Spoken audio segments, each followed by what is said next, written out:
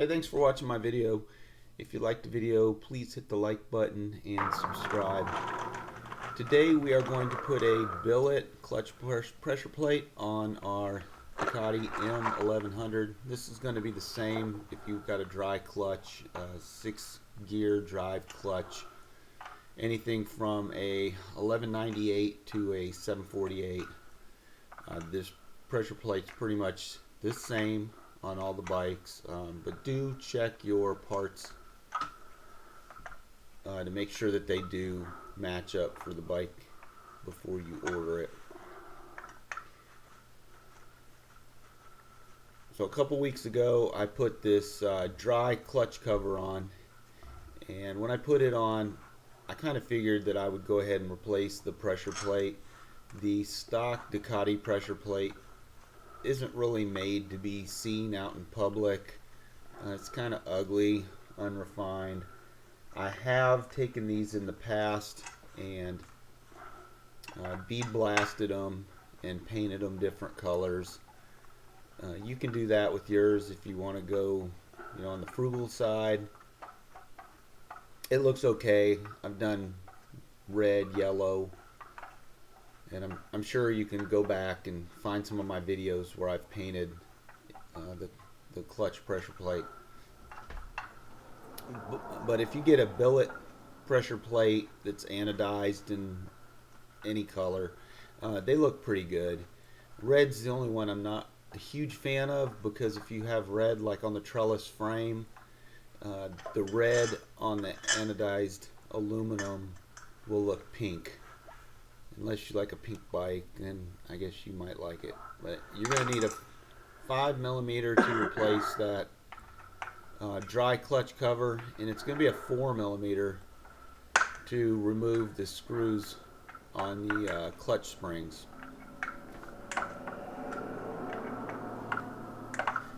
There's really no pattern to how you need to remove these clutch springs. Just take them all off. They're not really doing anything.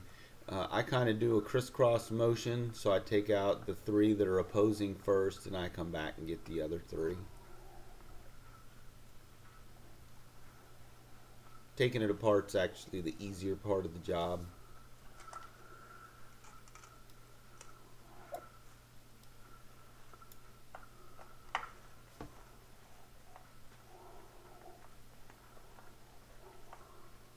So with the clutch cover off, you can see, how just, I don't know, plain the Ducati clutch pressure plate is. It's more just utilitarian. It doesn't need to be pretty. Ducati ships their bikes out. I guess they want to meet some kind of noise standard. So they put that solid cover over the dry clutch so you can't hear those clutch discs banging around inside the motorcycle.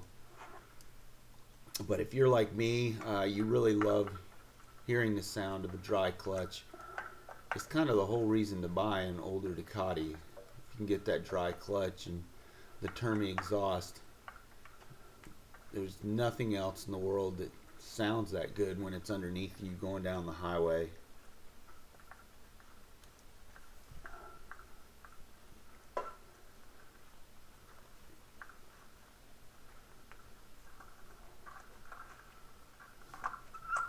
So we're almost there. We only got 2 more of these to remove. This really is a quick procedure. If you order one of these pressure plates like I did, there's a place out in San Jose, California that I buy a lot of Ducati tools from. They make the specialty tools for Ducati, and they also make some other billet parts like this. So I'm buying directly from the manufacturer, and they have nice stuff.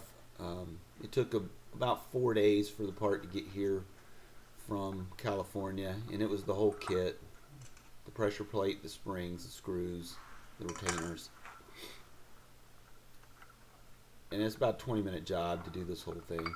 So once all the springs are removed, then you just grab your original pressure plate and it just slides right off.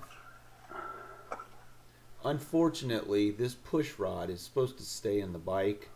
I have yet to work on a Ducati that this doesn't get stuck into the pressure plate. Unless you're working on the wet clutch. The wet clutch, it stays in place. But what we need to do is tap out the center of the pressure plate, and there's this little like cap, and like I said, it just taps out of your old one, and then you're just going to tap it in. Don't pound it in because those are bearings that are in that. And then the O-ring end needs to go down to where your slave is. And when we put this back together, I'm just going to put a really light coat of grease inside that little cap that came out, and I'm going to put a very light coat on the end of the push rod, because you definitely want to be able to service this push rod in the future when you're servicing your slave. Pop that slave off, pull this push rod out, clean it up. You know how terrible the slave cylinders are on a Ducati. So I'm just making sure that the little bit of grease that's in there gets down inside that cap, and it's good on the end of the push rod. So when I do have to service the slave, this push rod will slide right out. And I did use Lubrimatic marine grease. You can use any kind of grease, but because this clutch is open, you really should use a high quality marine grade grease.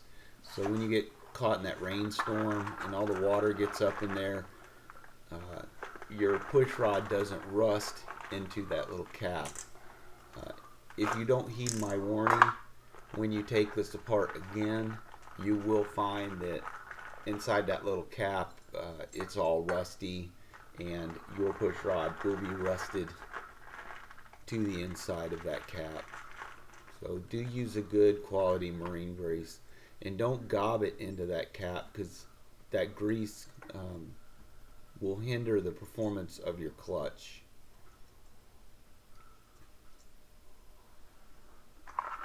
So these are the new springs. As you see, the springs look pretty good. I want to say they're polished, chrome plated, polished, and then the retaining cap and the screws. This is the hardest part of doing this whole thing. So you want to make sure that your screw is 100% lined up with the threads on your clutch basket. If it's not, you will strip out those threads. It's only aluminum. A steel screw going into aluminum threads can wreak a whole lot of damage on that pressure plate, and on that clutch basket. You do not want to be replacing a clutch basket because you cross-threaded one of these screws. So go slow, pay attention. This one, you're going to see me spin this one in, and it's hanging. It does not spin freely the way that I want it to spin freely, and you can see I'm kind of fighting with it. It's best that when you're doing one of these, just get to a point where it's in, and then maybe just stop and come back and tackle it later once you've got the other ones. Don't force it. If that screw's not going into the clutch basket smoothly, if it's not turning smoothly and naturally the way a screw should go in, just back off and start over. Something's wrong. I gotta stress that something's wrong. Don't force these screws in. This $120 nice pressure plate, this whole thing could really go south quick when you strip out one of those screws. A clutch basket is probably going to set you back $300 or $400, and it's a whole lot of more work on top of that.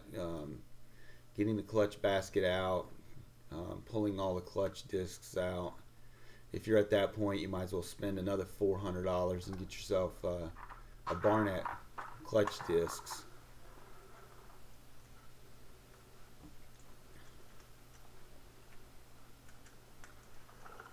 So we're on the last one now.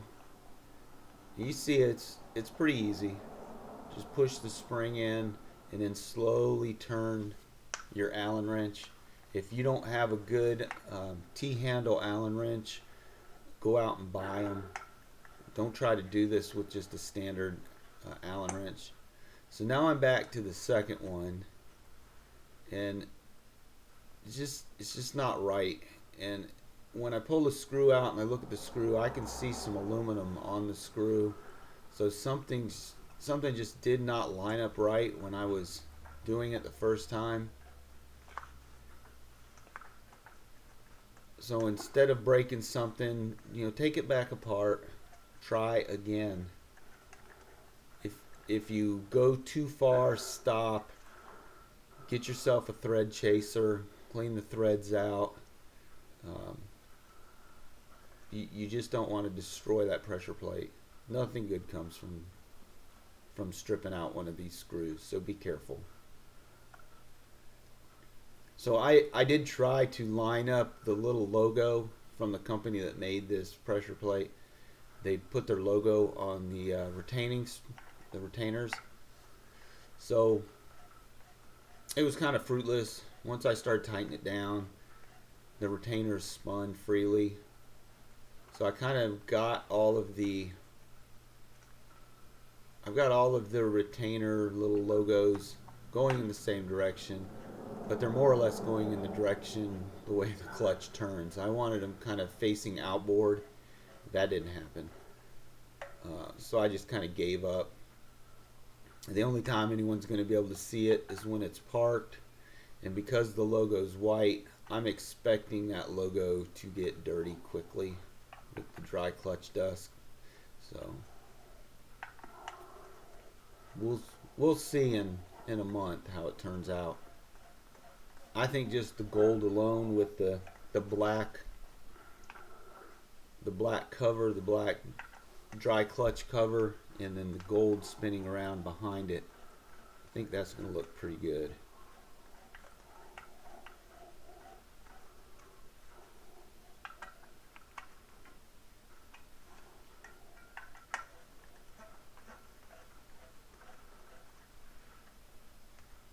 So it doesn't take a lot of torque to torque those screws down. Remember, they're just tiny screws. They're not going to back out on you when you're going down the highway. You don't have to worry about that. The spring will keep these screws from backing out. Just tighten them down. Again, not a lot of pressure to tighten them down. You see, I'm not forcing the Allen wrench. I'm just making sure that they're snug. And then once all 6 of them are snug, we're pretty much done with this part of it. So that looks pretty good right there. I'm happy with the way that the gold looks right now on the bike. And then once I put this clutch cover,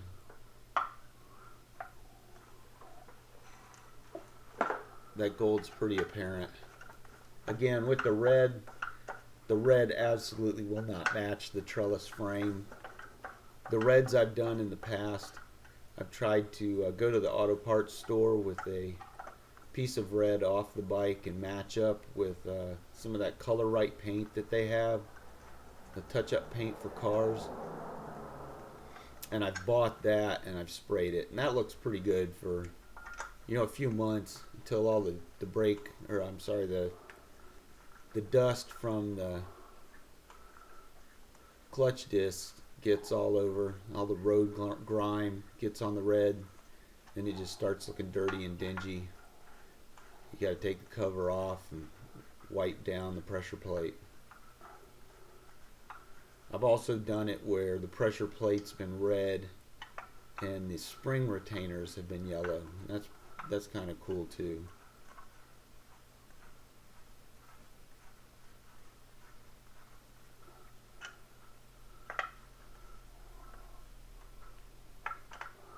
But right now I'm happy. It's raining outside here, so I can't go outside and see what this looks like in the sunlight.